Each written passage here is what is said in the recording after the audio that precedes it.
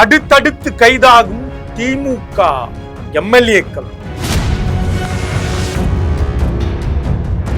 உச்சகட்ட கோபத்தில் கண்டனத்தை தெரிவித்திருக்கும் திரு ஸ்டாலின், கனிமொழி. ஆடுபுலி ஆட்டத்தை, அதாவது கைது செய்யும் ஆடுபுலி ஆட்டத்தை தொடங்கியிருக்கிறதா விஜயின் தாவேகா அரசு? பார்க்கலாம் இந்த காணொளியில்.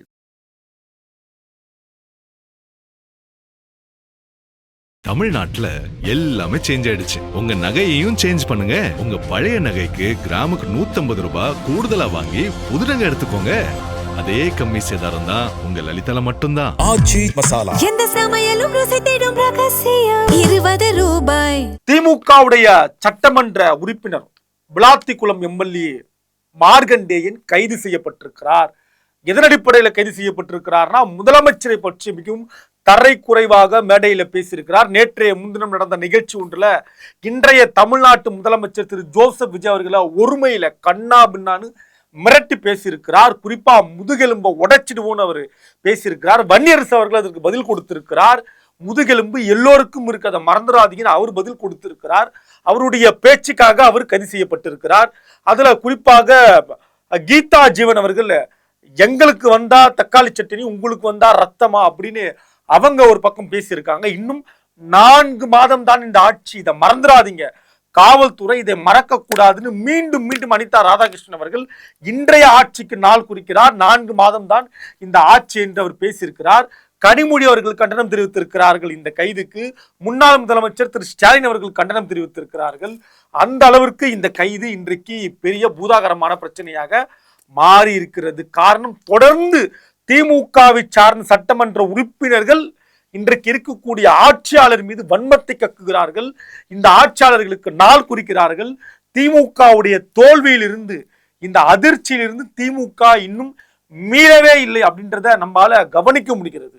இன்னும் அந்த நிலையில தான் அவர்கள் இருக்கிறார்கள். இந்த நிலையில அவர் என்னெல்லாம் பேசினார் அப்படின்றதையும் நம்ம ஒரு முறை பார்த்து விடலாம். கேவலமான முதலமைச்சர் அப்படின்னு இன்றைக்கு இருக்கக்கூடிய திரு ஜோசப் விஜய் அவர்களை, முதலமைச்சரை கேவலமான முதலமைச்சர் அப்படின்னு அவர் பேசியிருக்கக்கூடிய அந்த வார்த்தை பதிவாகி இருக்கிறது வீடியோல. மானம் கெட்ட தமிழ்நாட்டின் முதலமைச்சர் அப்படின்னு பேசியிருக்காரு. இந்த முதலமைச்சரை தமிழ்நாட்டு மக்கள் தேர்ந்தெடுத்ததுனால தமிழ்நாடு மானம் கெட்ட நாடு அப்படின்றதை அவர் பேசி பதிவு செய்திருக்கிறார். சட்டமன்றத்துக்குள்ள நீ வாடா, சட்டமன்றத்துல வச்சு நாங்க உன்னை பார்த்து போண்டா அப்படின்னு அவர் பேசியிருக்கிறாரு.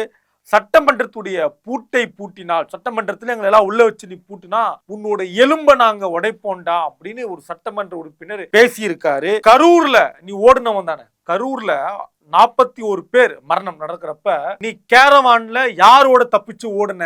யாரோடனா என்ன, ஒரு நடிகையோட ஓடுனதா சொல்லப்படுது. அப்படி நீ ஒரு நடிகையோட நீ தப்பிச்சு ஓடுன, நீ யாரோட தப்பிச்சு ஓடுனன்னு எனக்கு தெரியாதா? கரூர்ல இருந்து ஓடி போனவன் நீ தானடா அப்படின்ற மாதிரி அவர் பேசியிருக்கிறாரு. கொத்து பரோட்டா, உன்ன மாதிரி 100 பேர் கொத்து பரோட்டா போட்டவங்கள நாங்க பார்த்திருக்கோம்டா அப்படின்னு ஒருமையில அடிச்சு தள்ளி இருக்காரு இந்த சட்டமன்ற உறுப்பினர்.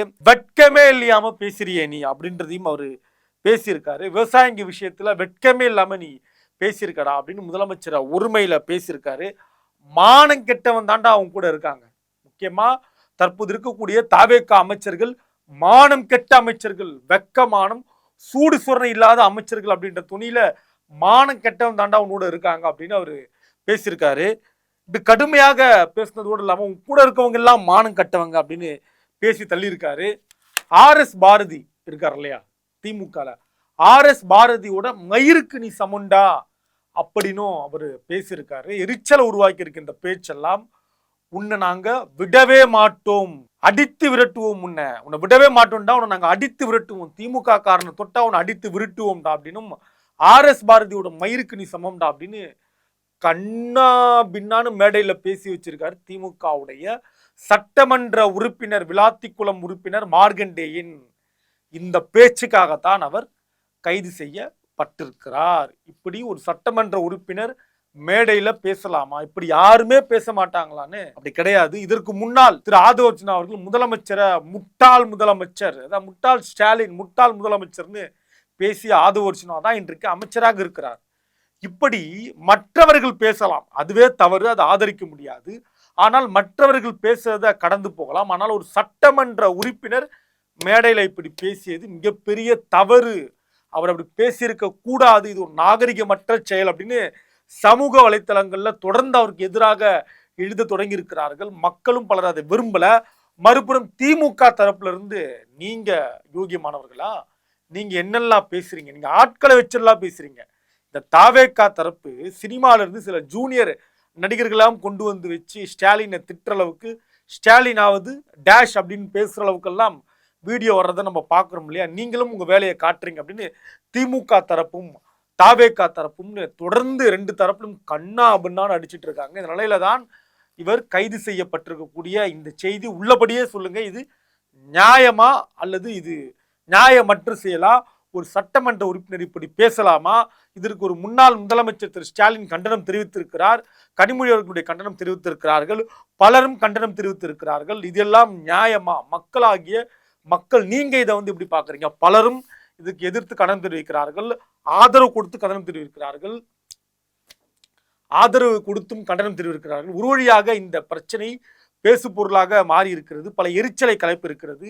அனிதா ராதாகிருஷ்ணன் சட்டமன்ற உறுப்பினர் 4 மாதம் தான் இந்த ஆட்சி தாக்கு பிடிக்கும்னு மீண்டும் மீண்டும் இந்த ஆட்சிக்கு எதிராக பேசியிருக்கிறார். இதையெல்லாம் நீங்க எப்படி பாக்குறீங்க அப்படின்றத பதிவு பண்ணுங்க. நன்றி, வணக்கம். கிங் செய்திகளை வழங்குவோர் அதிக மசாலா, அதிக சுவை ஆட்சி மசாலா. உங்களுடைய பழைய நகைகளை மாற்றி புதிய நகைகளுக்கு கூடுதலாக கிராமுக்கு கொலை பெற லலிதா ஜுவல்லரி. தமிழ்நாட்டுல எல்லாமே சேஞ்ச் ஆயிடுச்சு. உங்க நகையையும் சேஞ்ச் பண்ணுங்க. உங்க பழைய நகைக்கு கிராமுக்கு 150 ரூபாய் கூடுதலா வாங்கி புது நகை எடுத்துக்கோங்க. அதே கம்மி சேதாரம் தான் உங்க லலிதால மட்டும்தான். எந்த சமையலும் ருசி தேடும் ரகசியம் 20 ரூபாய்.